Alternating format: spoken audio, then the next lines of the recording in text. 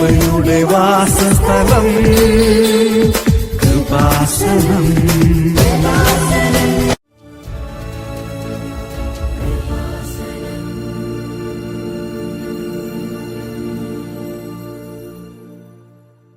ഈശോമിശിഹായ്ക്ക് സ്തുതിയായിരിക്കട്ടെ. എൻ്റെ പേര് മെർലിൻ മാർട്ടിൻ. ഞാൻ എറണാകുളം അങ്കമാലി അതിരൂപതയിൽ സെൻറ്റ് ആൻ്റണീസ് ചർച്ച് എളവൂർ നിന്നാണ് വരുന്നത്, അങ്കമാലിയിൽ നിന്നാണ്. ഞാൻ ഇവിടെ വന്ന് ഉടമ്പടി എടുക്കുന്നത് ജൂൺ 18, 2022 ഞാൻ ആദ്യം ഇവിടെ ഉടമ്പടി എടുക്കാൻ വരുന്നതിന് മുൻപേ എൻ്റെ അമ്മ ഉടമ്പടി എടുത്തിരുന്നു. അമ്മ അത് ഫോളോ ചെയ്യുന്നുണ്ടായിരുന്നു. ഭയങ്കര വിശ്വാസത്തിലല്ല ഞാൻ ആദ്യമായിട്ട് ഇവിടെ ഉടമ്പടി എടുക്കാൻ വരുമ്പോൾ ഉടമ്പടി എടുക്കുന്നത്. നോർമൽ ആയിട്ട് എന്തോ വന്ന് ഉടമ്പടി എടുത്തു പോയി. അതിൻ്റെ ഒരു സീരിയസ്നെസ് അറിഞ്ഞിട്ടോ മനസ്സിലാക്കിയിട്ടോ അല്ല. അതിന് മുൻപ് ഞാൻ പ്രാർത്ഥിക്കുമായിരുന്നു. സെൽഫ് പ്ലെയർ ഉള്ള കൂട്ടത്തിലാണ്. ഈശോനോട് ഭയങ്കര കാര്യമായിട്ട് പ്രാർത്ഥിക്കുന്ന കൂട്ടത്തിലാണ്. മാതാവ് എൻ്റെ വൺ ഓഫ് ദ ഫേവറേറ്റ് ആണ്. പക്ഷേ കൃപാസനത്തിൽ വന്ന് ഉടമ്പടി എടുത്തു അതിൻ്റെ പ്രെയർ ചെല്ലുകയോ അങ്ങനെയൊന്നും സ്ട്രിക്റ്റായിട്ട് ഞാൻ ഫോളോ ചെയ്യുന്നുണ്ടായിരുന്നില്ല. ഇതിൻ്റെ ഇടയ്ക്കാണ് ഒരാളുടെ ഇൻഫ്ലുവൻസ് കൊണ്ട് ഒരു ബ്രദർ വീട്ടിൽ വന്ന് പറഞ്ഞതിൻ്റെ ഭാഗമായി കൃപാസനം സാത്താനിക്കാണെന്ന് പറയുകയും അവിടെ ഇരിക്കുന്നത് മാതാവൊന്നുമല്ല എന്ന് ഞാൻ വിശ്വസിക്കുകയും ചെയ്തിരുന്നു. അമ്മ ഭയങ്കര സ്ട്രിക്റ്റായിട്ട് മാതാവിനോട് പ്രാർത്ഥിക്കുകയും ഭയങ്കര വിശ്വാസമൊക്കെ ഉണ്ടായിരുന്ന കൂട്ടത്തിലാണ് ഇവിടെ കൃപാസനത്തിൽ വന്നിട്ട്. ഞാൻ മാതാവിനോട് പ്രാർത്ഥിക്കുകയൊക്കെ ചെയ്യുന്നുണ്ട്. പക്ഷേ കൃപാസനത്തിലെ പ്രെയർ ഞാൻ എന്ത് ചെയ്താൽ വീട്ടിൽ ചെല്ലാൻ സമ്മതിക്കില്ലായിരുന്നു, ഞാൻ ചെല്ലില്ലായിരുന്നു. അങ്ങനെയൊക്കെ ആയിരുന്നു. മാതാവിനോട് ഞാൻ പ്രാർത്ഥിക്കുന്നുണ്ട്, ഇവിടെ ഇരിക്കുന്നത് മാതാവല്ല, എന്തോ സാത്താനിക് പവറാണ് എന്ന് ഞാൻ വിശ്വസിച്ചിരുന്നു. ആൻഡ് അത് കഴിഞ്ഞ്, അതായത് എൻ്റെ ഡിഗ്രി കഴിഞ്ഞ് ഞാൻ നാട്ടിൽ വന്നിരിക്കുമ്പോഴാണ്, ഞാൻ പ്രൊവിഡൻസ് കോളേജിൽ കോഴിക്കോടാണ് ഞാൻ ഡിഗ്രി പഠിച്ചത്. എൻ്റെ വീട് അങ്കമാലിലാണ്. ഞാൻ നാട്ടിൽ ഡിഗ്രി കഴിഞ്ഞ് വന്നിരിക്കുന്ന സമയത്താണ് എൻ്റെ കരിയറിനെ പറ്റി നല്ല വ്യക്തമായ ധാരണ ഉള്ള കൂട്ടത്തിലായിരുന്നു ഞാൻ. ഡിഗ്രി കഴിഞ്ഞാൽ ഓക്കെ IELTS പഠിക്കുന്നു, ഇന്ന കൺട്രിയിൽ ഇന്ന യൂണിവേഴ്സിറ്റിയിൽ ഇന്ന പർട്ടിക്കുലർ കോഴ്സ് പഠിക്കുന്നു. അത് കഴിഞ്ഞിട്ട് എൻ്റെ 10 years കഴിഞ്ഞ് എൻ്റെ കരിയർ എങ്ങനെ ആയിരിക്കണം എന്ന് വെരി വെൽ പ്ലാൻഡ് ആയിട്ടുള്ള ഒരാളായിരുന്നു ഞാൻ. പക്ഷേ എൻ്റെ ഡിഗ്രി കഴിഞ്ഞ് ഞാൻ വരുമ്പോൾ ഒരു രീതിയിലും ഫിനാൻഷ്യലി എനിക്ക് പുറത്തേക്ക് പോകുക എന്നത് പോസിബിൾ അല്ല എന്നൊരവസ്ഥയിലേക്ക് എത്തി. എല്ലാ സൈഡിൽ നിന്നും ഫിനാൻഷ്യൽ ഭയങ്കര പ്രോബ്ലങ്ങളാവുന്നു. ഞങ്ങളുടെ പ്രോപ്പർട്ടീസ് എല്ലാം ജപ്തി നോട്ടീസ് വരുന്നു. എല്ലാ രീതിയിലും ഫിനാൻഷ്യലി ടൈറ്റാണ്. എനിക്ക് പുറത്തേക്ക് പോകുന്നതിനെ പറ്റി ചിന്തിക്കാൻ പോലും പറ്റില്ല. ബട്ട് സ്റ്റിൽ ഞാൻ IELTSൻ്റെ ക്ലാസ്സിനൊക്കെ പോയി IELTS ഒക്കെ പഠിച്ചു. പക്ഷേ ഇതിന് മുൻപ് എൻ്റെ മൈൻഡിലുണ്ടായിരുന്ന, അല്ലെങ്കിൽ എനിക്ക് ഭയങ്കരമായ ആഗ്രഹമുണ്ടായിരുന്ന ഒരു ജോലിയാണ് ക്യാബിൻ ക്രൂവിൻ്റെ ജോബ്. അതും ഖത്തർ എയർവേസിൻ്റെ ക്യാബിൻ ക്രൂ ജോബ്. കിട്ടുന്നുണ്ടെങ്കിൽ എനിക്ക് ഖത്തർ എയർവേസിൻ്റെ ക്യാബിൻ ക്രൂ ആയിട്ട് കിട്ടണം, അതല്ലെങ്കിൽ എനിക്ക് ആ ജോലിയോട് താല്പര്യമില്ല. അങ്ങനെയായിരുന്നു.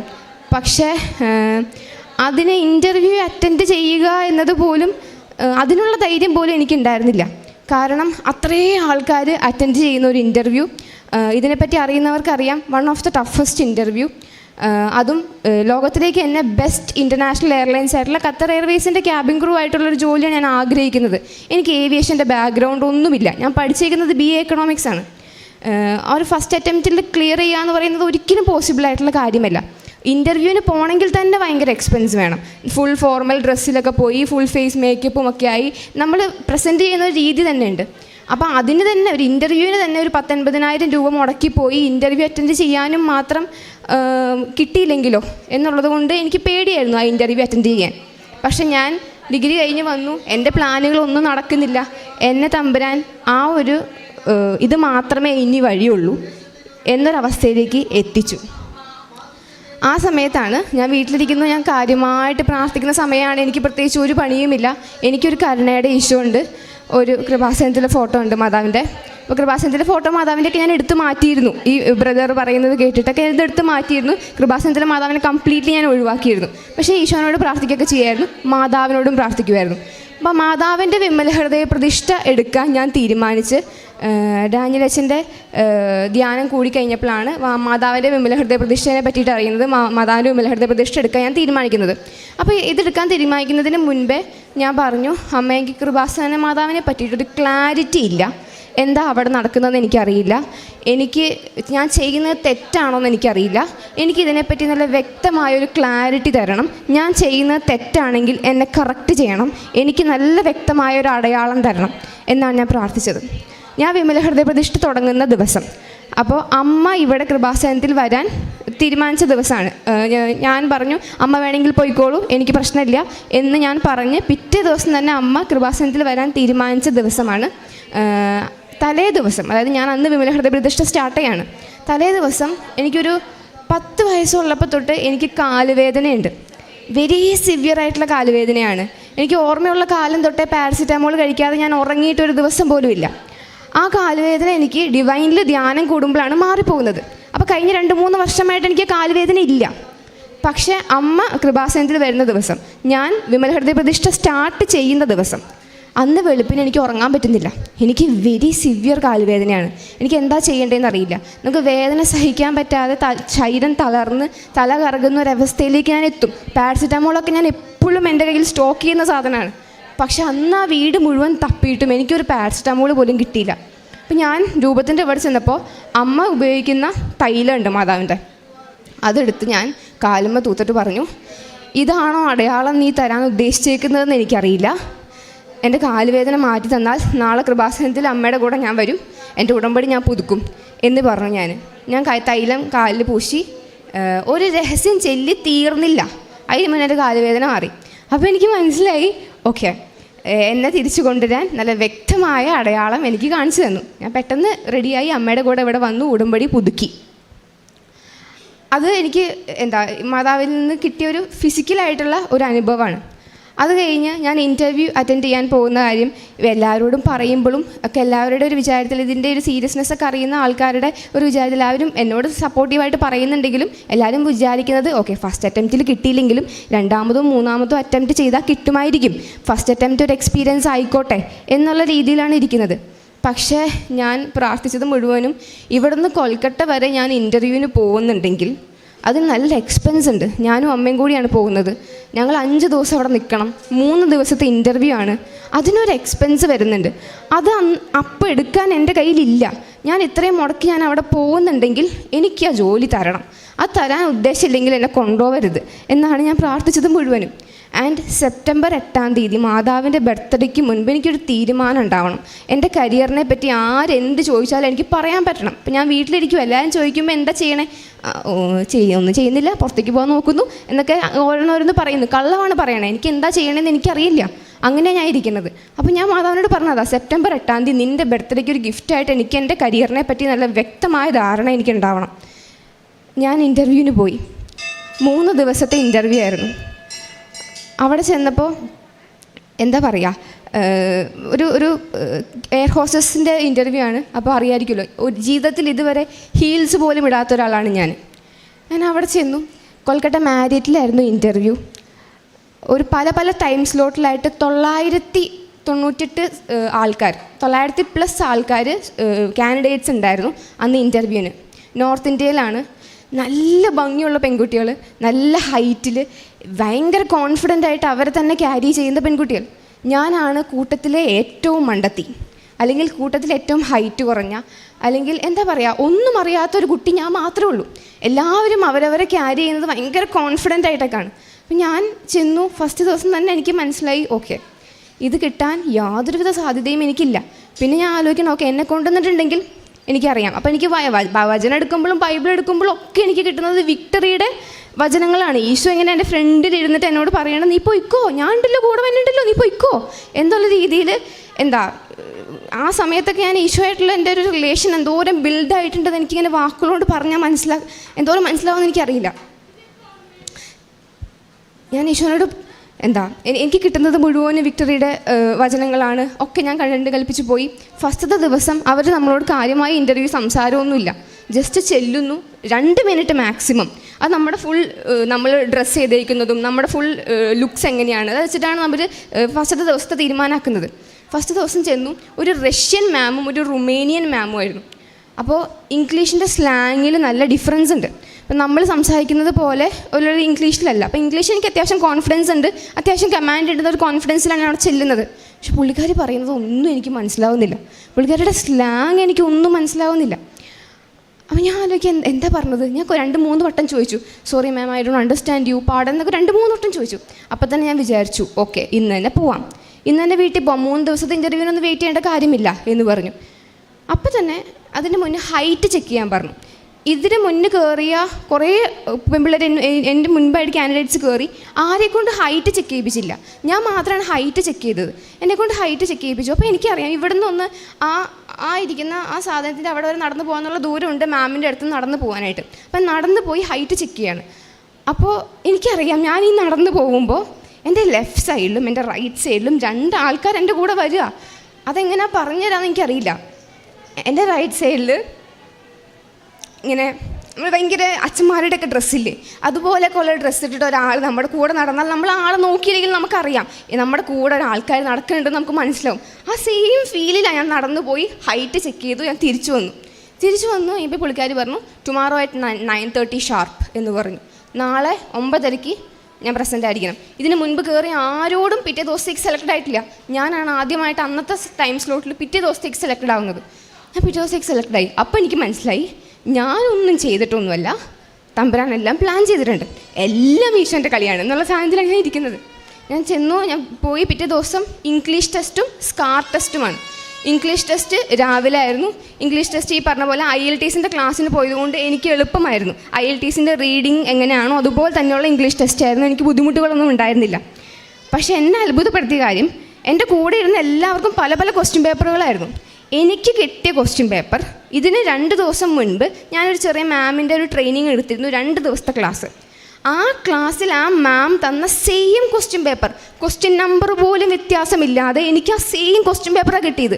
എൻ്റെ അപ്പുറത്തും ഇപ്പുറത്തിരിക്കുന്നവർക്കൊക്കെ വേറെ ക്വസ്റ്റ്യൻ പേപ്പറാണ്.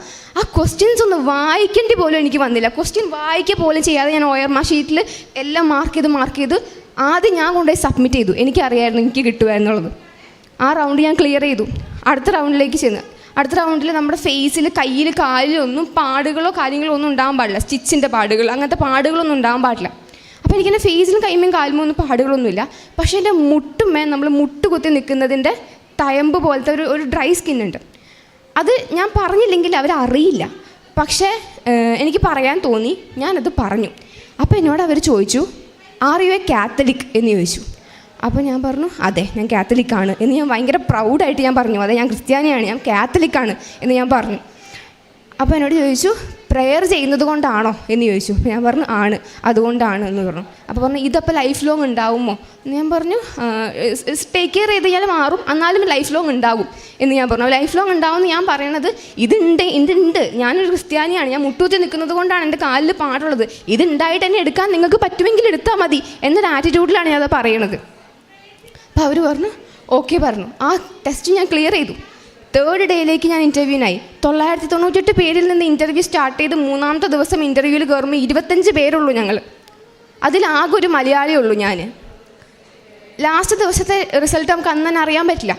അപ്പോൾ ഞാൻ പരിശോധനയോട് പറഞ്ഞത് എനിക്ക് എനിക്കൊന്ന് തൃപ്തിയാവണം ഞാൻ പെർഫോം ചെയ്യുന്നതിൽ, എനിക്കൊരു സാറ്റിസ്ഫാക്ഷൻ വേണം, കിട്ടുമോ കിട്ടാതിരിക്കുകയോ ചെയ്തോട്ടെ. ഞാൻ കയറുന്നതിന് മുൻപ് എനിക്ക് ടെൻഷൻ ആവുന്നുണ്ട്. അപ്പം ഞാൻ പറയുന്നുണ്ട് പരിശുദ്ധാത്മാവേ നീ എനിക്ക് പകരം സംസാരിച്ചോണേ, അമ്മ മാതാവേ നീ എൻ്റെ റൈറ്റ് സൈഡിൽ നിൽക്കണേ, ഈശോയെ എൻ്റെ നീ എൻ്റെ ലെഫ്റ്റ് സൈഡിൽ നിൽക്കണേ എന്നുള്ള പറഞ്ഞിട്ടാണ് ഞാൻ കയറുന്നതൊക്കെ. പക്ഷെ എനിക്ക് ടെൻഷൻ ആവുന്നുണ്ട്. അപ്പോൾ ഞാൻ കയറാൻ പോകുന്നതിന് മുൻപ് ഞാൻ നിൽക്കുന്ന ഡോറിൻ്റെ ഈ സൈഡിലൊരു ഭിത്തിയാണ്, ഈ സൈഡിലൊന്നുമില്ല. അപ്പോൾ ഞാൻ ഇങ്ങനെ കയറാൻ പോകും. അപ്പോൾ എൻ്റെ മൈൻഡിൽ ഇതിന് മുൻപ് ഇതുവരെ ഞാൻ തോന്നിയിട്ടില്ല. ഇതിന് മുന്നേ എനിക്ക് തോന്നുകയാണ് നീ എന്തിനാ പേടിക്കണേ, ഈ ലോകത്തിലേക്ക് ഏറ്റവും പവർഫുള്ളായിട്ടുള്ളൊരു രാജാവിൻ്റെ മോളാണ് നീ എന്തിനാ പേടിക്കണേ. ഖത്തർ എയർവേസ് എന്ന് പറയുന്നത് ഖത്തർ ഗവൺമെൻറ്റിൻ്റെയാണ്. അതിലേക്ക് എത്ര പവർഫുള്ളായിട്ടുള്ളൊരു രാജാവിൻ്റെ മോളാണ് നീ ആരെയും പേടിക്കണേ എന്നുള്ള സാധനം എൻ്റെ അടുത്ത് നിന്ന് ഒരാൾ എനിക്ക് പറഞ്ഞു തരാം. ഈ സാധനം കേട്ടതും എനിക്കുണ്ടായ കോൺഫിഡൻസ് എന്തോരാണെന്ന് എനിക്ക് പറഞ്ഞറിയിക്കാൻ പറ്റില്ല. ഞാൻ കയറി വെരി കോൺഫിഡൻ്റലി ഞാൻ സംസാരിച്ചു. ഞാനല്ല സംസാരിച്ചത്, ഫുള്ള് പരിശുദ്ധാത്മാവാണ് സംസാരിച്ചത്. പരിശുദ്ധാത്മാവ് എനിക്ക് പകരമായിട്ട് എല്ലാം സംസാരിച്ചു. വെരി കോൺഫിഡൻ്റലി ഞാൻ ഇറങ്ങി. എന്നോട് പിറ്റേ ദിവസം എങ്ങനെയാണ്, പിന്നെ കുറേ സ്റ്റെപ്പുകളുണ്ട് അത് കഴിഞ്ഞുള്ള സ്റ്റെപ്പുകൾ എനിക്ക് എക്സ്പ്ലെയിൻ ചെയ്തു തന്നു. അപ്പോൾ എനിക്കൊരു കോൺഫിഡൻസ് ആയി, ഓക്കെ സെലക്റ്റഡ് ആവുമായിരിക്കും എന്ന്.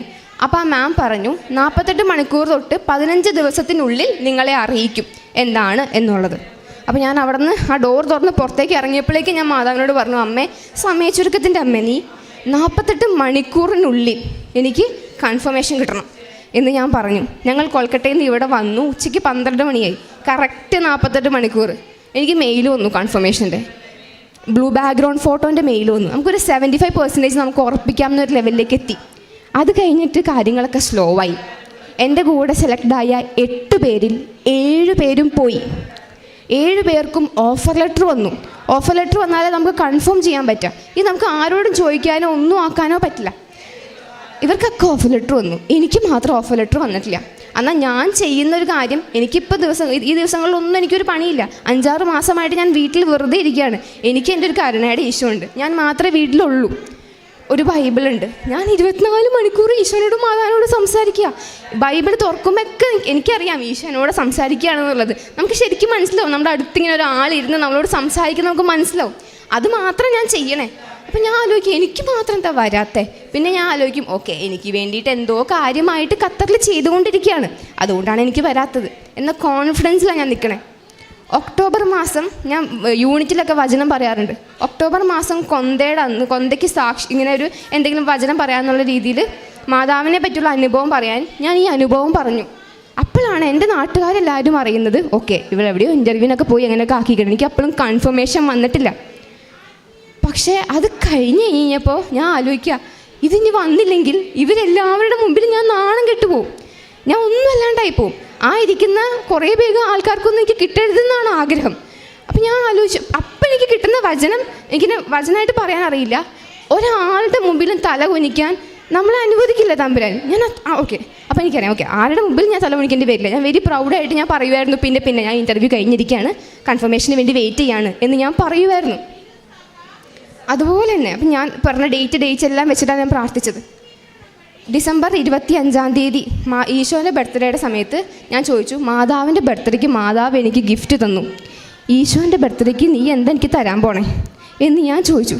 എനിക്കൊരു കൺഫർമേഷൻ വേണം, ഞാൻ പോകുന്ന ഡേറ്റ് എനിക്കറിയണം, ഇന്ന ദിവസം ഞാൻ പോവുകയാണെന്ന് ആര് ചോദിച്ചാലും എനിക്ക് പറയാൻ പറ്റണം. 6-7 മാസമായി ഞാൻ ഇങ്ങനെ ഇരിക്കുന്നു എന്നിങ്ങനെ പറഞ്ഞു. കറക്റ്റ് 25-ാം തീയതി ഉച്ചയ്ക്ക് ഒരു 11:30 ആയപ്പോഴേക്കും എനിക്ക് മെയിൽ വന്നു. ഫെബ്രുവരി 26-ാം തീയതി ആണ് എൻ്റെ ഡേറ്റ് വന്നേക്കണത്. ഫെബ്രുവരി 26-ാം തീയതി തിങ്കളാഴ്ച ഞാൻ പോവാണ്. എനിക്ക് ഡേറ്റ് വന്നപ്പോൾ എനിക്ക് ഭയങ്കര അത്ഭുതമൊന്നും ആയില്ല. എനിക്കറിയായിരുന്നു എനിക്ക് തരും എന്നെനിക്കറിയായിരുന്നു. എനിക്ക് ഓരോ മെയിൽ വരുമ്പോഴും ഞാൻ ആദ്യം ഈശോനോട് പറയും, മോനെ സാധനം വന്നിട്ടുണ്ട്, ഓഫർ ലെറ്റർ വന്നിട്ടുണ്ട്, എല്ലാം ആദ്യം ഞാൻ ഈശോനോട് പറയുമായിരുന്നു. അപ്പോൾ എന്താ പറയുക, നമുക്കിങ്ങനെ ഈ ജോലി കിട്ടി എന്നതിനേലും നമ്മുടെ എല്ലാ കുഞ്ഞു കാര്യങ്ങളിലും എന്തോരാ ശ്രദ്ധിക്കണേ, എന്തോരാ പരിപാലിക്കണേ എന്ന് നമുക്കിനെ ആലോചിക്കുമ്പോൾ എന്തോരം ഇഷ്ടം എന്നോട്, എന്തോരം സ്നേഹം എന്നോട് നമുക്കിനെ ആലോചിക്കുമ്പോൾ നമുക്ക് ഭയങ്കര സങ്കടവും. ഇങ്ങനെ ഒരു സിറ്റുവേഷൻ ഇരിക്കുകയാണ്, എനിക്ക് ജോലി കൺഫേംഡായി. ഇതേ സമയം എൻ്റെ ഫാമിലിയിൽ നടക്കുന്ന കാര്യമാണ്. കഴിഞ്ഞ 13 വർഷമായിട്ട് ആൽക്കഹോൾ കഴിക്കാത്ത ആളാണ് എൻ്റെ അപ്പൻ. അതിനു മുൻപ് ഭയങ്കര അഡിക്ഷനായിരുന്നു, ഭയങ്കര അഡിക്റ്റീവായിരുന്നു. ഫിനാൻഷ്യലി ഞങ്ങളെല്ലാം തകർന്നൊരവസ്ഥയിൽ നിന്ന് കഴിഞ്ഞ 13 വർഷമായിട്ട് കഴിക്കാത്ത ഒരാൾ കഴിഞ്ഞ 1 വർഷമായിട്ട് ഞങ്ങളുടെ പള്ളിയിലെ പെരുന്നാളിന് വീണ്ടും കഴിച്ചു തുടങ്ങി. ഞങ്ങൾക്കെല്ലാവർക്കും അത്ഭുതമായി, എന്താ അച്ഛൻ വീണ്ടും കഴിച്ചു തുടങ്ങാനെന്ന്. വീണ്ടും കഴിച്ചു തുടങ്ങി. സാധാരണ മനുഷ്യന്മാർ കഴിക്കുന്നത് പോലെ ആൽക്കഹോൾ അല്ല അച്ഛൻ കഴിക്കുക. രാവിലെ തൊട്ട് വൈകുന്നേരം വരെ ആൽക്കഹോൾ കഴിക്കും. അച്ഛൻ്റെ ഹെൽത്ത് പറയുന്നത് മാസങ്ങൾ കൊണ്ട് തന്നെ അച്ഛൻ്റെ ഹെൽത്ത് വളരെ മോശമായി. അപ്പം ഞാനും ഇപ്പം എൻ്റെ അനിയൻ ജർമ്മൻ ലാംഗ്വേജ് പഠിച്ച് പോകാൻ നിൽക്കുക. അപ്പം ഞങ്ങൾ പറയും, നമ്മൾ ഇനി വരുമ്പോൾ അച്ഛനിവിടെ ഉണ്ടാവുമോ എന്ന് ചോദിക്കുമായിരുന്നു ഞങ്ങൾ. അച്ഛൻ്റെ ഹെൽത്ത് അത്രയ്ക്ക് മോശമായിരുന്നു. അപ്പം ഞാൻ മാതാവിനോട് ഞാൻ പറയാറുണ്ട്, അമ്മ നിനക്കറിയാലോ ഒരപ്പൻ്റെ അമ്മയുടെയും ഇമ്പോർട്ടൻസ് നിനക്കറിയാലോ. എൻ്റെ വീട്ടിൽ സമാധാനം എന്ന് പറഞ്ഞ സാധനം ഇല്ല. എനിക്ക് 3 അനിയന്മാരാണ്. എൻ്റെ മക്കൾ കരഞ്ഞ് ഞാൻ കാണുക. ഇവർ 3 ആമ്പിള്ളേരല്ലേ, ഇവർ കരഞ്ഞ് കാണുമ്പോൾ നമുക്ക് നമ്മളോട് ഇല്ലാണ്ടാവൂലേ. അപ്പോൾ ഇവർ കരഞ്ഞ് കാണുക ഞാൻ. അപ്പോൾ ഇവരാരും അങ്ങനെ എക്സ്പ്രസ് ചെയ്യുന്ന കൂട്ടത്തിലൊന്നുമല്ല. ഇവരൊക്കെ കരയാന്ന് പറഞ്ഞാൽ അവർക്ക് അത്രയും എക്സ്ട്രീം ആയിക്കണത്. ഫിനാൻഷ്യലി ഒരു രീതിയിൽ നമുക്ക് അനങ്ങാൻ പറ്റുന്നില്ല എന്നൊരവസ്ഥയിലായിക്കണം. ജപ്തി നോട്ടീസ് എന്ന് വേണം ജപ്തി എന്നൊരവസ്ഥയിലായിക്കണം. ഒന്നും നമുക്ക് ചെയ്യാനില്ല, എല്ലാ സൈഡിൽ നിന്ന് ലോക്കാണ്. എന്നിട്ട് അച്ഛൻ എന്താ കഴിക്കണേ, എന്നിട്ട് ഞങ്ങൾക്ക് അച്ഛൻ കഴിക്കുന്നു എന്നുള്ളതായിരുന്നു ഞങ്ങളുടെ ഏറ്റവും വലിയ പ്രശ്നം. ഞാൻ അവനോട് പറഞ്ഞു, നിനക്കറിയാം അപ്പൻ്റെ അമ്മയുടെയും വില, എനിക്കെൻ്റെ അപ്പനെ വേണം എന്ന് ഞാൻ പറഞ്ഞ് പ്രാർത്ഥിച്ചു. ഇന്ന് ഞാനിവിടെ വന്ന് നിൽക്കുമ്പോൾ എൻ്റെ വീട് സ്വർഗ്ഗമാണ്. അത് എങ്ങനെ പറഞ്ഞാൽ മനസ്സിലാവാൻ എനിക്കറിയില്ല. അപ്പം ഞാൻ ആകെ പ്രാർത്ഥിച്ചത് മദ്യപാനം ഒന്ന് മാറ്റിത്തരണേന്നാണ്. പക്ഷേ ഇപ്പോൾ മദ്യപാനം മാറണത് മാത്രമല്ല, ഞാൻ ആഗ്രഹിച്ചിട്ടുണ്ട്. ഇവിടെ ഇപ്പോൾ കൃപാസനത്തിൽ വരുമ്പോൾ, എൻ്റെ പള്ളിയിലൊക്കെ വരുമ്പോൾ ഫ്രണ്ടിൽ എൻ്റെ അപ്പൻ്റെ പ്രായമുള്ള ചേട്ടന്മാരൊക്കെ നിന്ന് കുർബാന കാണുകയും കൈ വിരിച്ചു വെച്ച് പ്രാർത്ഥിക്കുകയൊക്കെ ചെയ്യുമ്പോൾ ഞാൻ ആഗ്രഹിച്ചിട്ടുണ്ട് എൻ്റെ അപ്പൻ അവിടെ ഉണ്ടായിരുന്നെങ്കിൽ, എൻ്റെ അപ്പൻ അങ്ങനെ ആയിരുന്നെങ്കിൽ ഞാൻ ആഗ്രഹിച്ചിട്ടുണ്ട്. ഇന്ന് എൻ്റെ അപ്പൻ രാവിലെ എഴുന്നേറ്റാൽ എൻ്റെ അച്ഛനും അമ്മയും കൂടെ ഒരുമിച്ച് അവർ കൊന്തെത്തിച്ച് കഴിഞ്ഞിട്ടാണ് ഞങ്ങളെ വിളിച്ച് എഴുന്നേൽപ്പിക്കുക. ഞങ്ങളെല്ലാവരും പള്ളിയിൽ പോകും. ഞങ്ങൾക്ക് ഹോട്ടലാണ് കഴിഞ്ഞ 22 വർഷമായിട്ട്. അത് കഴിഞ്ഞ് വന്നിട്ടാണ് ഞങ്ങൾ കട തുറക്കണേ. ഞായറാഴ്ച ദിവസം പോലും കട അടയ്ക്കാത്ത ആളായിരുന്നു. അത് കഴിഞ്ഞ് വന്നിട്ടാണ് കട തുറക്കണത്.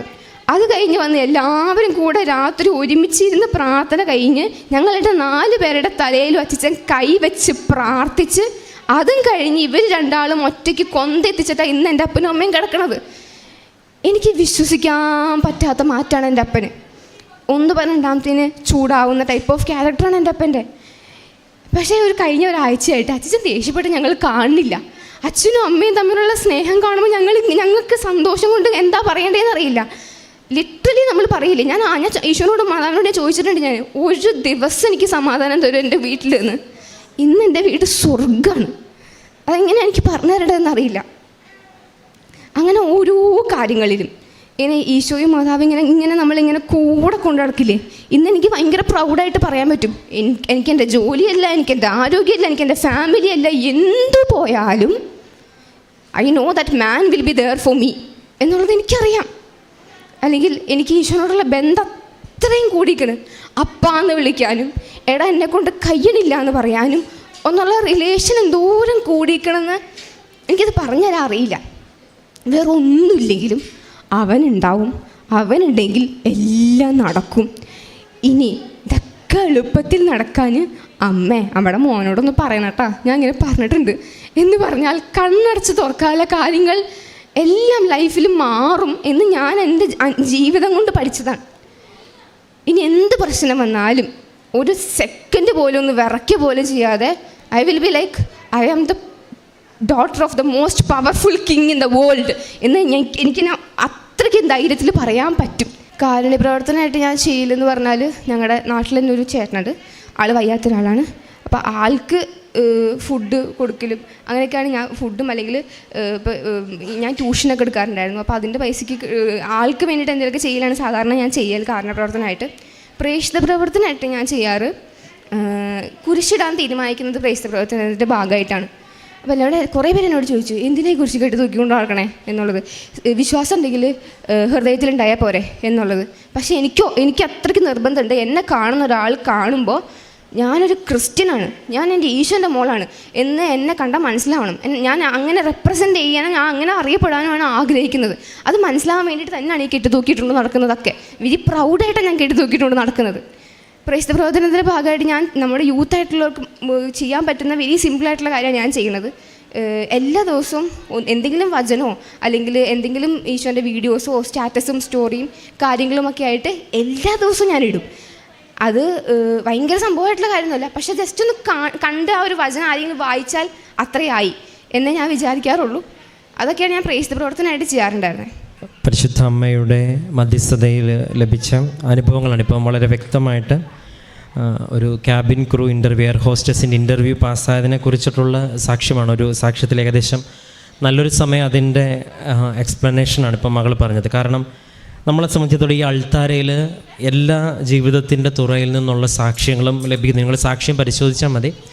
അതിൽ എല്ലാ ജീവിതത്തിൻ്റെയും ഇതിപ്പം കപ്പലിൽ നിന്നുള്ളതും അല്ലെങ്കിൽ ഒരു പബ്ലിക്കേഷനുമായിട്ട് ബന്ധപ്പെട്ട് PhD ലെവലുള്ള അത്, അപ്പോൾ എല്ലാ സാക്ഷ്യങ്ങളും മാതാവിടെ കൊണ്ടുവരുന്നു എന്നുള്ളതാണ്. അതായത് മാതാവിനെ ഏത് തുറയിലുള്ളവർ വിളിച്ച് പ്രാർത്ഥിക്കുമ്പോഴും ഏത് പ്രൊഫഷണൽ ഫീൽഡിൽ നിൽക്കുന്നവർ വിളിച്ച് പ്രാർത്ഥിക്കുമ്പോൾ അവരെ ബോധ്യപ്പെടുത്തുന്ന രീതിയിൽ ഒരു ദൈവാനുഭവമായിട്ട് ഈ അൾത്താരയിൽ വരാനായിട്ട് അവർ ദൈവം അനുവദിക്കുന്നുണ്ടെന്നുള്ളതാണ്. അപ്പോൾ അത് വെറുതെ കിട്ടി അല്ലെങ്കിൽ പ്രോബബിലിറ്റി അനുസരിച്ചുള്ളൊരു തിയറിയല്ല. വ്യക്തമായിട്ട് ഒരു പക്ഷേ നമ്മൾ കേൾക്കുമ്പോൾ ഇങ്ങനെ നടക്കുമോ എന്ന് ചിന്തിക്കുന്ന രീതിയിലുള്ള ദൈവാനുഭവമായിട്ട് ഈ അൾത്താരയിൽ വരുവാനായിട്ട്, അതും ചെറുപ്പക്കാരായിട്ടുള്ള പിള്ളേർ അൾത്താരയിൽ വന്ന് ദൈവത്തിൻ്റെ നാമം മഹത്വപ്പെടുത്താനായിട്ട് പരിശുദ്ധ അമ്മ ആഗ്രഹിക്കുന്നുണ്ട് എന്നുള്ള കാര്യം ഒരു സംശയമില്ല. കാരണം എല്ലാ ദിവസവും ഇവിടെ ചെറുപ്പക്കാരായിട്ടുള്ളവർ ഇതുപോലെ മാതാവിനെ കണ്ടുവെന്നും ഈശോയുടെ സാന്നിധ്യം അനുഭവിക്കാൻ സാധിച്ചുവെന്നും അതിനേക്കാളപ്പുറം ഈ ഈശോയും മാതാവുമായിട്ട് പ്രാർത്ഥിച്ചു കഴിഞ്ഞാൽ ഇതിനൊക്കെ ഒരു അർത്ഥമുണ്ടെന്ന് മനസ്സിലാക്കാൻ തക്കതൊരു അനുഭവമായിട്ട് ഇവിടെ വരുന്നുണ്ടെങ്കിൽ അത് പരിശുദ്ധ അമ്മ ഇതിന് ഒരുപാട് സഹായിക്കുന്നുണ്ട് എന്നുള്ളത്. അപ്പോൾ ഈ മകളുടെ ഈ ഒരു സാക്ഷ്യം നമ്മൾ കേൾക്കുമ്പോൾ വ്യക്തമായിട്ട് എടുത്തു പറയത്തക്ക ഒരു ദൈവാനുഭവമുണ്ട്.